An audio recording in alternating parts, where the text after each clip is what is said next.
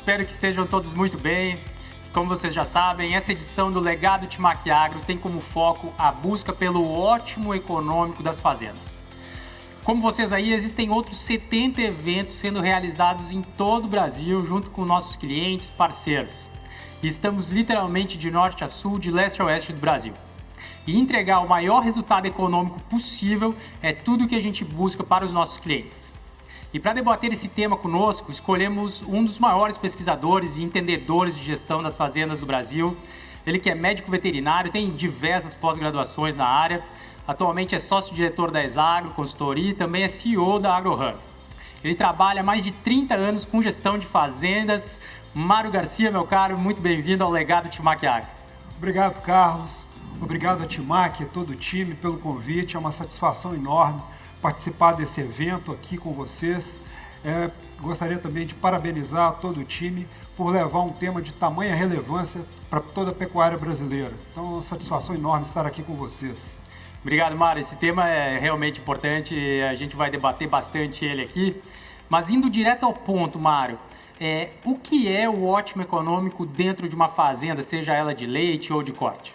A questão do ponto ótimo econômico, ela traz em si um ponto de encontro entre conseguirmos explorar da melhor maneira possível os recursos genéticos dos animais, os recursos genéticos e o potencial de desenvolvimento das culturas, um controle e um planejamento de custos do uso dessas tecnologias dentro do sistema de produção e um sistema de acompanhamento, que isso é o processo de gestão, para a gente medir, comparar o que foi planejado com os resultados que estão sendo alcançados.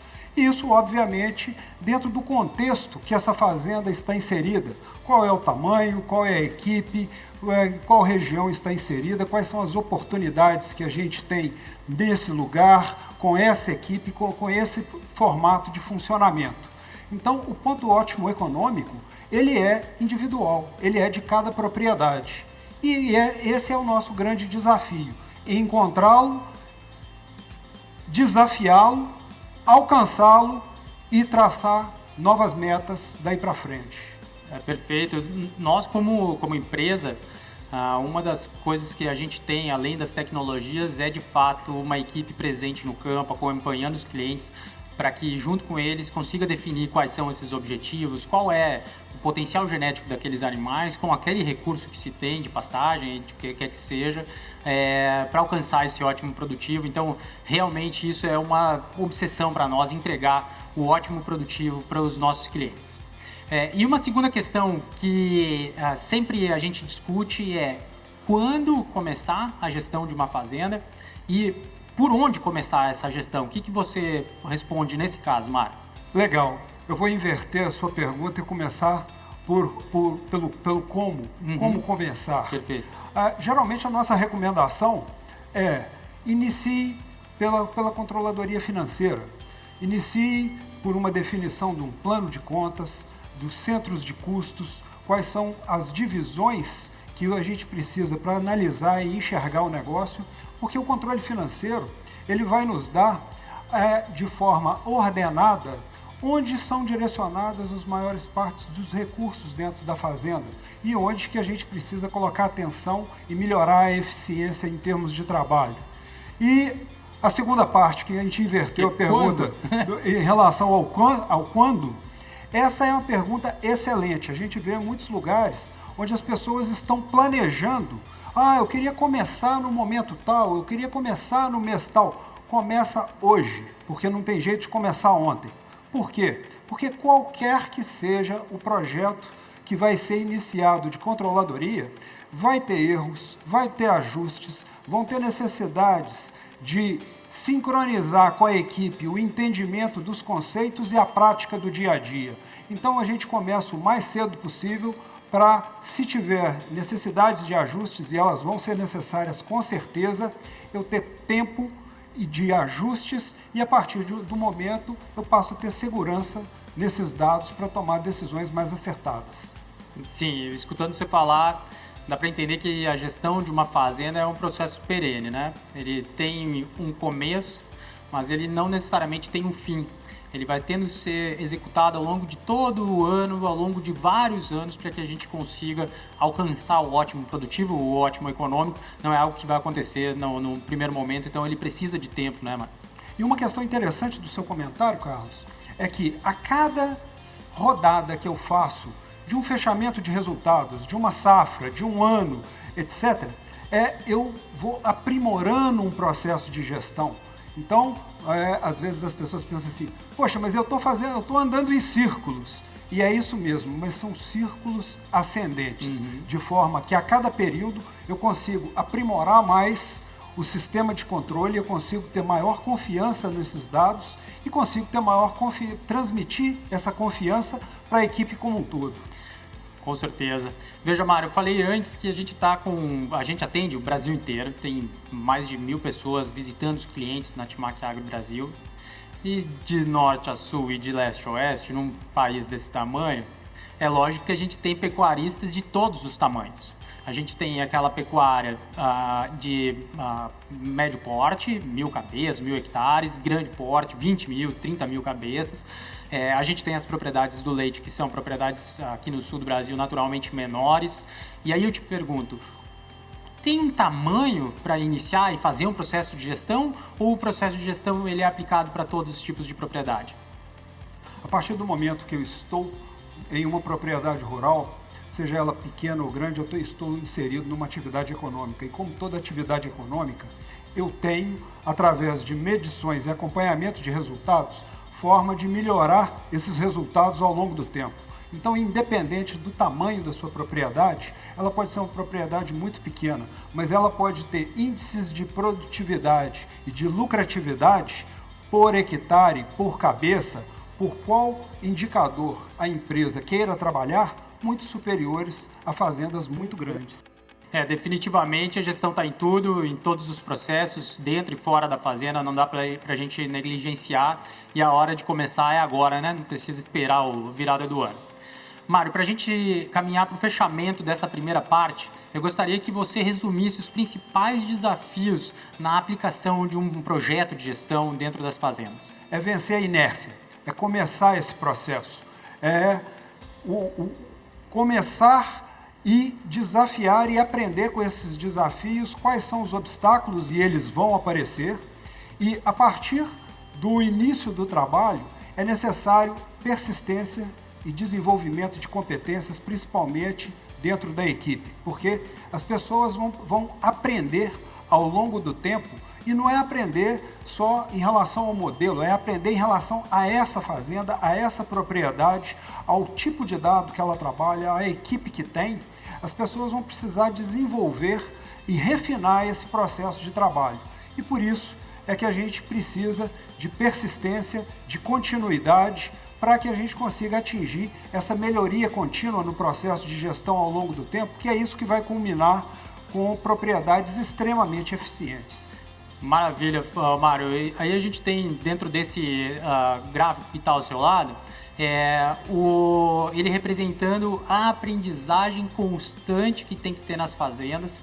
Isso não tem necessariamente relação com o grau de escolaridade das pessoas, mas sim com o grau de comprometimento, correto? É isso aí.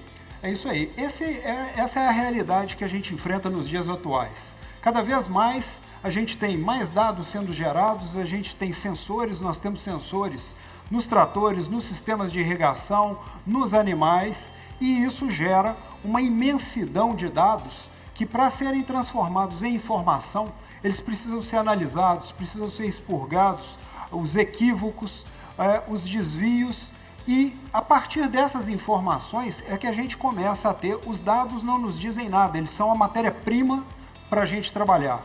Já a informação é ela que leva ao conhecimento, à construção do conhecimento, e à medida que a gente vai fazendo esse processo de coleta de dados, geração de informação e compartilhamento com a equipe, é que a gente vai desenvolvendo competências e a equipe como um todo vai aprendendo a importância de cada um, a importância de cada papel dentro dessa coleta de dados, e a partir desse conhecimento, com o desenvolvimento de competências, as pessoas passam a serem mais eficientes, cada uma na sua tarefa. É isso aí, pessoal. O recado está dado de forma clara e objetiva pelo Mário. E para engrossar esse caldo, Mário, vamos chamar agora para discutir esse tema com a gente, a busca pelo ótimo econômico dentro de todos os sistemas de produção de gado de corte, leite, dois grandes pesquisadores, já temos eles aqui conosco.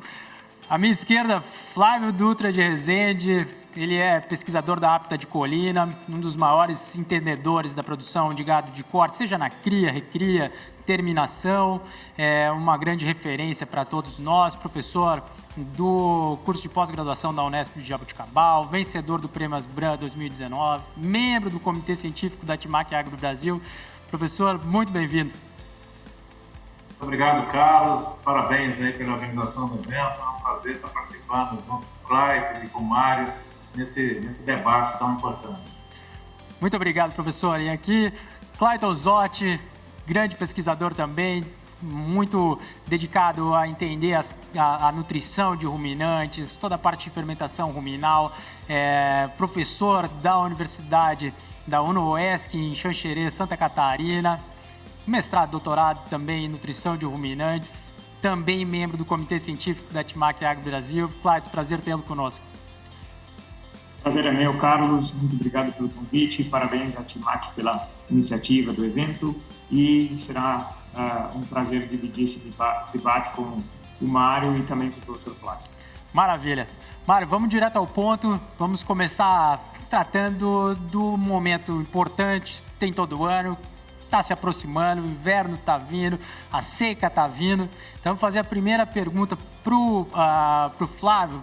Flávio, quais são as lições de casa quando a gente fala da suplementação a pasto na seca especificamente? Bem, Carlos, primeiramente o pecuarista tem que traçar o objetivo para aquela suplementação que ele está querendo, né? Então, ele tem um determinado tipo de suplemento e ele tem que entender esse suplemento vai funcionar mais ou menos naquela condição de pasto, naquela categoria animal. Então, assim, acho que o grande desafio, dever de casa, primeiro, fazer o bom planejamento. Segundo, colocar aquilo que foi planejado no campo. Então, olhar se o suplemento está correto, se o fornecimento está sendo realizado de forma correta, o consumo está adequado, se a área de coxo está correta, observar o comportamento dos animais e, nessa época do ano, observar a característica de fezes dos animais, porque o animal fala pelas fezes. Então, fezes mais aneladas estão demonstrando que o animal está consumindo o capim e não está aproveitando esse capim. Ou seja, ele está caindo na qualidade e eu preciso corrigir. Maravilha. Clayton, o professor falou aqui de uma realidade de pastos de baixa qualidade, com alto teor de fibra, baixo teor de proteína, mas você que é um especialista nas culturas aqui do sul do Brasil, entende bem de aveia e azevém, outra realidade, não é? Exatamente, Carlos. Nós temos uma particularidade aqui na região sul especificamente, onde muitos produtores lançam mão da consorciação aveia e azevém nessa época outonal, né, e outono-inverno. Uma cultura com um valor nutritivo muito interessante, porém, a maioria dessas propriedades que usam a integração lavoura-pecuária, os animais têm data programada para entrar e para sair também. Portanto, por mais que a forragem seja de qualidade, essa forragem ela necessita um aporte para esses animais atingirem a meta de ganho, de desempenho e naturalmente deixarem a lavoura para a entrada da lavoura, deixarem a área para a entrada da lavoura de verão, precisa-se de metas de ganho muito claras e a suplementação deve ser estratégica e usada também em culturas que têm um valor nutricional interessante, mas somente elas não serão suficientes para atingir o objetivo necessário para que o animal esteja acabado ao final dessa recria e engorda em pastagens de aveia e azevém. Realmente é muito diferente, né? Se produzir em cima de aveia e azevém com metas de ganho e com potenciais de ganho muito elevados, é muito mais desafiador para quem está no momento seco. Mário, você que é especialista na gestão econômica das fazendas, quem que paga a conta quando a gente está falando de gado de corte especificamente? O que paga a conta é desempenho, o que paga a conta é produção. E o que me chama a atenção, tanto na fala do professor Flávio quanto do professor Clayton, é que para fazer esse planejamento, para fazer essas transições, mesmo em realidades muito diferentes, dada a dimensão do Brasil, a empresa precisa ter seus números para poder planejar essas ações. Do ponto de vista da gestão, para eu atingir esse ótimo econômico, eu preciso ter histórico. Quem não tem histórico não tem uma base de cálculo para poder trabalhar essa etapa de planejamento. E é isso que a gente tem levado e que esse evento tem contribuído em muito para a gente levantar na cabeça das pessoas a necessidade do registro de resultados, do registro de tudo que vai compondo o sistema de produção, para que eu possa planejar da melhor forma possível. E a partir do momento que eu tenho um planejamento, eu preciso também comparar o que está ocorrendo com o que foi planejado. E daí a importância de todo esse sistema de coleta de dados e acompanhamento do processo como um todo. Maravilha. Flávio, se a gente trouxer da parte macro, de planejamento estratégico dentro de uma fazenda, para o dia a dia, para as atividades de suplementação que devem ser executadas com atenção no dia a dia, o que você tem para nos dizer sobre isso? Bem, as atividades do dia a dia é rotina. Estabelecer uma rotina diária de fornecimento, de controle, de garantia de consumo, de avaliação, né, baseada nas metas que foram planejadas. E nós estamos falando de metas, isso nós temos que pesar esses animais. Muitos pecuaristas são reticentes em relação à pesagem, então um puxão de orelha para quem não gosta de pesar. Se você não sabe quanto o animal está ganhando, fica no eu acho. Eu acho, nós não estamos mais em pecuária do eu acho.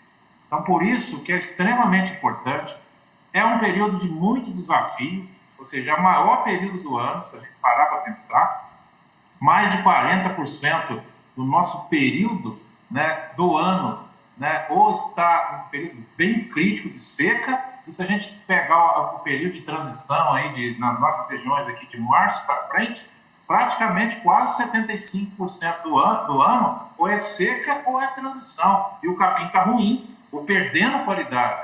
Então, nessa fase, eu sempre uso uma frase: sal mineral não cabe mais nesse tipo de ambiente nutricional para o ágio que nós estamos comprando hoje. Ou seja, a reposição está cara. Então, eu preciso estar ciente disso e usar estrategicamente o suplemento. Perfeito. Clayton, quando a gente também traz nessa mesma linha de raciocínio aqui no Sul, tem muito gado sendo produzido na soca de arroz ou numa palhada das lavouras agrícolas. Qual que é a condição nutricional desse tipo de alimento e quais são as estratégias nutricionais que você pode nos colocar como reflexão? Perfeito, Carlos. Essa é uma estratégia, uma alternativa que surgiu, a criação, a pecuária associada à cultura do arroz também. Como a gente sabe, a produção do arroz é crescente, né? tem incrementado bastante em termos de rendimento por área, e isso gera diretamente também mais resíduos, mais palhada sobre o solo, e acaba sendo uma dificuldade de incorporação por esse produtor. Então, uma alternativa interessante na soca do arroz, com o boi se alimentando disso, sim, conhecer primeiramente a composição desse alimento. Sempre que a gente vai trabalhar com uma forragem, primeiramente a gente tem que saber, espera aí, eu estou trabalhando com na possibilidade de uma suplementação, a base da cadeia de alimento, com certeza, é o pasto.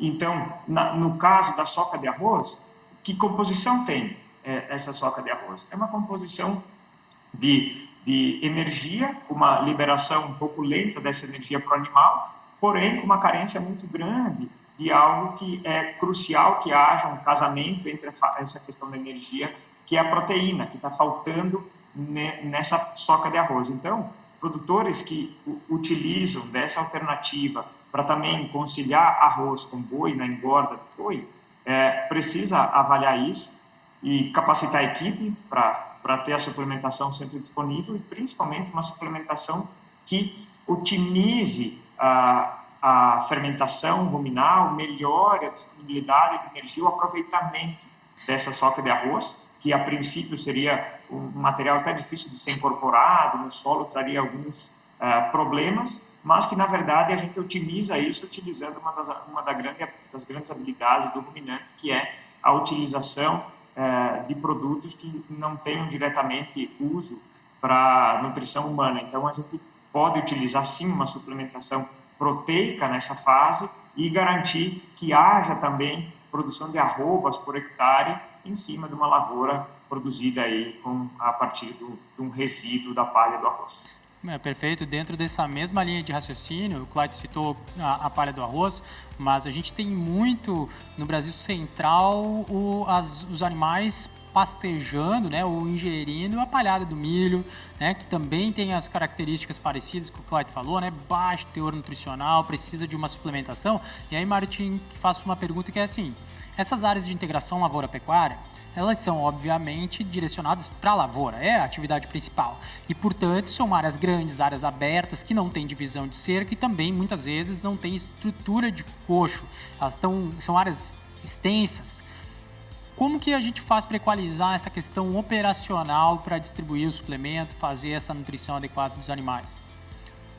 Essa é uma excelente oportunidade de negócios que vem se desenvolvendo, eu diria, ao longo dos últimos 30 anos no Brasil, né? Porque, ao mesmo tempo que a gente tem a disponibilidade, igual o professor Clayton está trazendo, tem uma disponibilidade de material, mas esse material usado por si só, ele não vai trazer um desempenho adequado.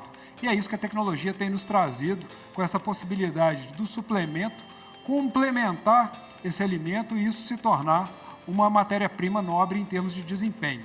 Com relação ao aproveitamento dessas áreas, uma vez que a estrutura para pastejo muitas vezes não está definida, a cerca elétrica veio para poder nos dar essa flexibilidade e a gente já vê agora, inclusive, projetos com distribuição de água móvel. E o que ficava pendente muitas vezes era a questão de estrutura física para essa suplementação e que a gente já tem hoje produtos Timac, inclusive, que dispensam o uso de estruturas pré-concebidas e fixas, o que nos permite utilizar as áreas numa amplitude muito maior e num grau de aproveitamento muito mais versátil em termos de resultados. Realmente a gente pensa nisso, além de colocar todos os nutrientes que logicamente são necessários pelo animal, né? Como a gente falou, os teores de proteína elevados, os minerais, os aditivos para que a gente consiga melhorar isso. O Nutriflex, que é o produto em questão, ele tem toda essa flexibilidade de manejo, otimização de manejo, redução de custos de produção, enfim, é realmente muito bom. A gente passou pela suplementação na seca, falamos da suplementação numa integração lavoura-pecuária. Professor Flávio, dentro do mundo de suplementação nas águas, tem muitas regiões que mesmo nos meses de meio de ano, né? Tem regiões muito chuvosas na Bahia, no Pará, mesmo aqui no sul tem regiões que também tem chuvas nesse período e, portanto, o pasto fica com uma melhor qualidade. Nesse ponto de vista, quais são as lições de casa ou algo que os pecuaristas podem pensar na suplementação durante momentos com um elevado índice pluviométrico? Bem, tem logicamente todo o desafio, né, de ofertar esse suplemento, né, o desperdício é uma realidade nessas condições, né? E isso torna, né, aquele suplemento que foi para o coxo e foi desperdiçado, isso é extremamente oneroso, né? E mais ainda, a inconstância de consumo, né, que isso também é um problema, porque às vezes, dependendo do tipo de aditivo que a gente está trabalhando naquele suplemento, ele precisa garantir consumo diário. Então, essa infrequência de consumo, isso gera problema. Então, isso é um ponto de atenção. E quando a gente está no período das águas, né, cada vez mais a gente está com um aumento no custo dos ingredientes, então a gente tem que potencializar mais a utilização dos pastos. Um bom manejo do pasto é extremamente importante para garantir desempenho, né? Então hoje, o período das águas é o período, vamos chamar assim, é igual empurrar carro ladeira abaixo. O problema é que numa condição como essa, muitas vezes o pecuarista acha que só o pasto sozinho dá conta, e não é mais realidade. O pecuarista precisa ter em mente que o nosso animal precisa ter um prazo de validade na fazenda. E hoje, a valorização da arroba, quando eu estou pensando lá no final da linha de produção, é para quem mata, por exemplo, aqui nas nossas regiões mais do sudeste, centro-oeste, norte, nós estamos procurando o chamado boi chino, ou seja, eu tenho que matar boi até 2 anos e meio, porque senão eu vou perder esse possível ágio que o frigorífico vai me pagar o valor da arroba. Então, é no período das águas que eu faço arroba barata, mas eu não posso admitir que isso seja, achar que isso é fácil, não é.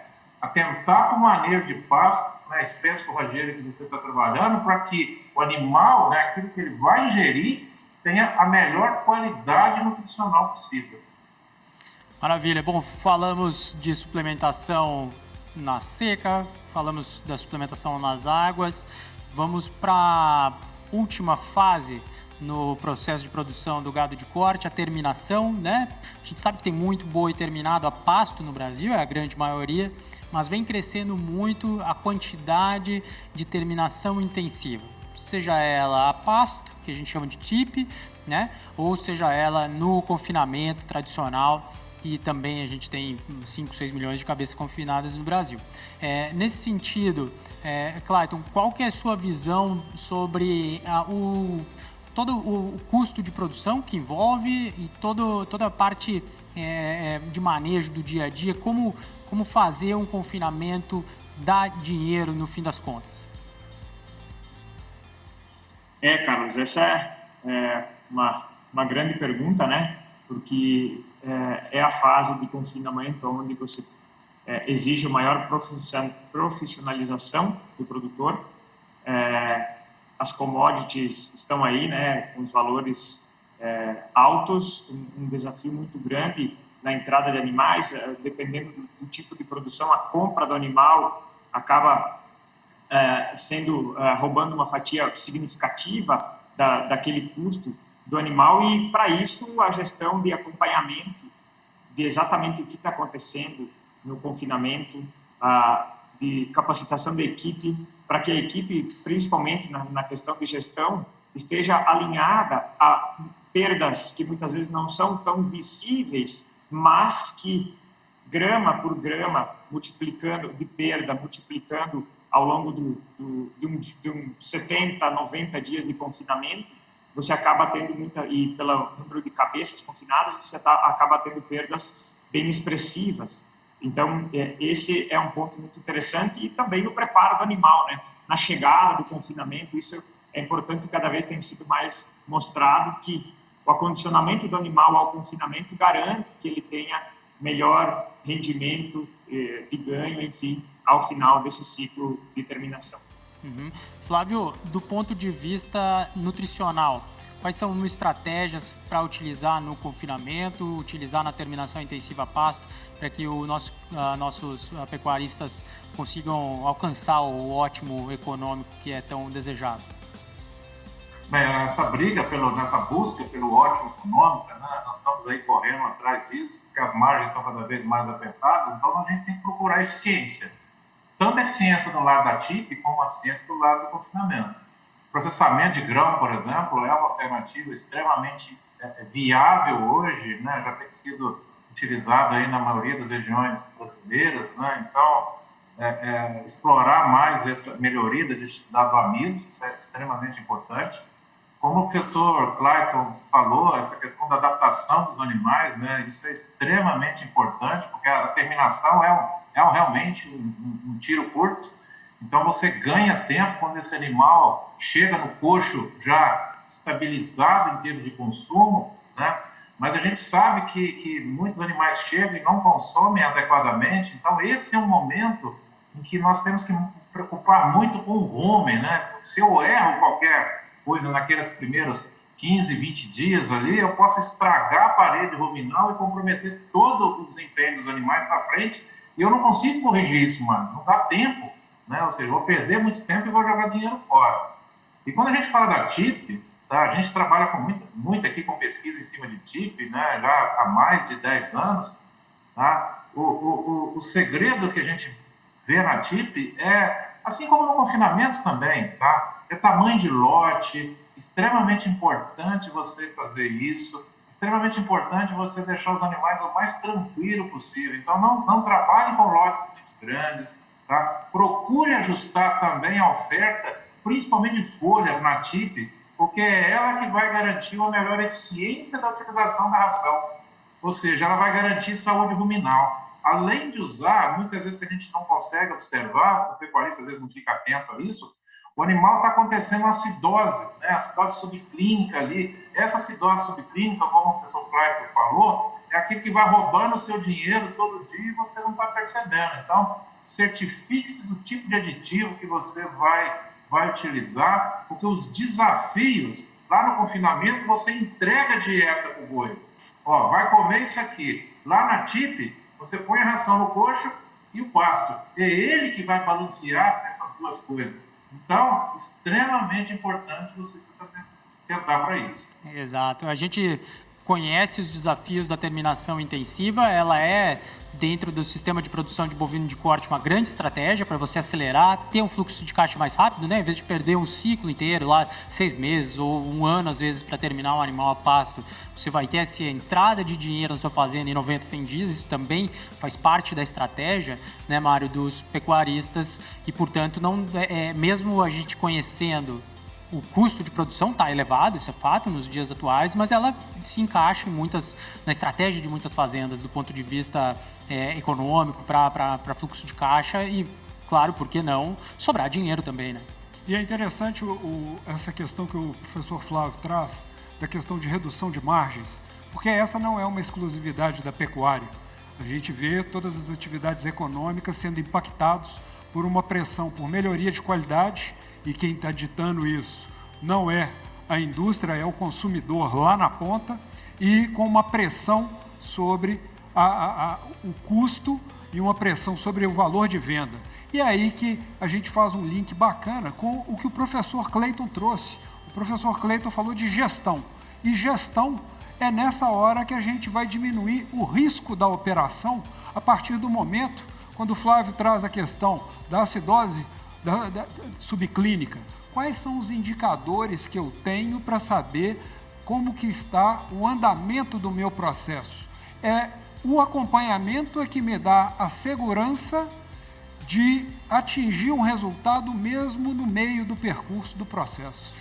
Perfeito, a gente sabe disso como empresa, portanto a gente desenvolveu uma tecnologia chamada FixUp, ela tem a mais alta capacidade de neutralizar ácido do mundo, é realmente muito capaz de neutralizar esse excesso de ácidos produzidos no rumen, naturalmente produzidos por essa dieta mais quente, mais rica em amido, e ela aumenta sim a eficiência, traz mais segurança para os pecuaristas. Porém, mais uma vez, eu tenho que saber se o animal está ingerindo o produto e na quantidade correta para que o efeito esperado aconteça, né? A gente volta na gestão novamente. Exato, e nesse ponto a Timac tem toda a equipe de campo dos nossos CTCs, os nossos técnicos que acompanham as fazendas para auxiliar nisso tudo também.